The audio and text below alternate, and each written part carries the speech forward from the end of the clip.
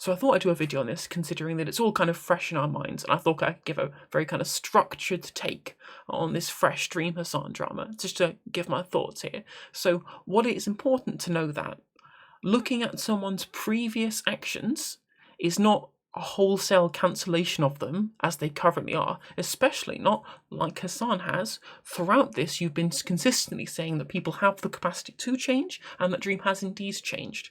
And you can use someone's previous actions to earmark the roadmap that they've gone on throughout that change, especially when you are like someone as Dream has, who has grown up in a conservative household, who's previously had Republican or conservative views and have aired those views publicly. We should be able to use people's previous tweets, people's previous actions as a way in which we show someone's gradual change, and we can use that as an example to other people. Hasan was continually throughout his stream pointing out how easy it is to get sucked down the alt-right pipeline. There's an excellent video by Sandoval that I recommend, which shows how he was sucked into the alt-right portal as well. So it's very important that we use this as a learning moment for everyone else who could theoretically get caught in there as well, considering, it's Minecraft, right? There's loads of kids that could watch that and that could be taken in by these kind of ideas. It's important for him to be able to show how he's changed and why. So I do not think that Hasan bringing up old tweets is necessarily dragging names through the mud, unless you're specifically doing it with the intention of trying to denigrate a person rather than use it as a wholesale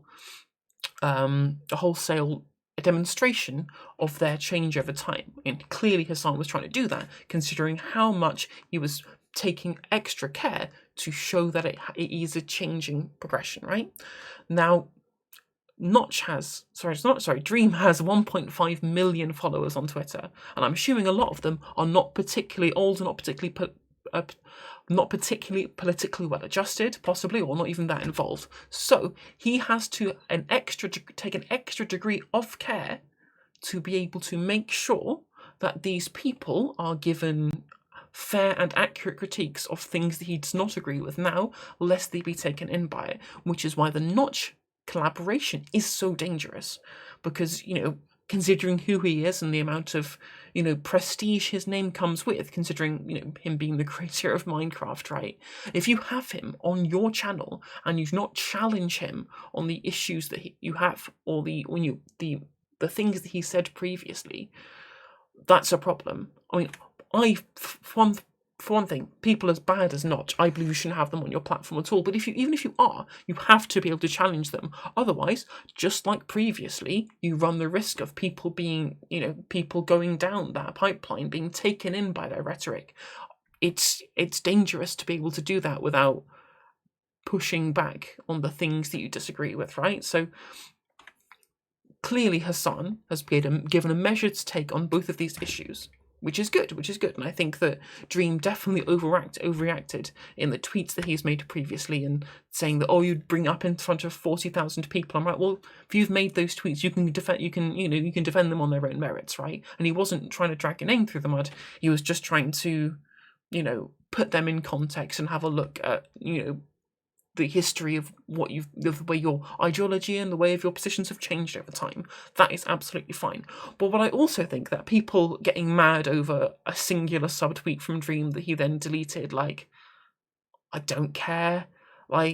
Whatever, people subtweet all the time. It's not some massive piece of drama.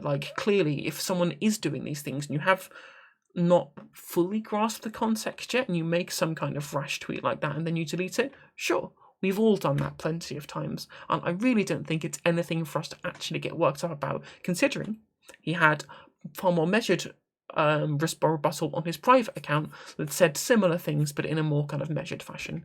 And clearly they'll be able to talk it out later on their own, but I don't think Hasan's criticisms were unwarranted at all. I don't think they were made in malice. I don't think they were in any attempt to cancel Dream in any of these regards. So that's just my take on this issue. Feel free to critique me in the comments. Please drop me a follow and a subscription if you'd like, and I'll catch you all on the next one.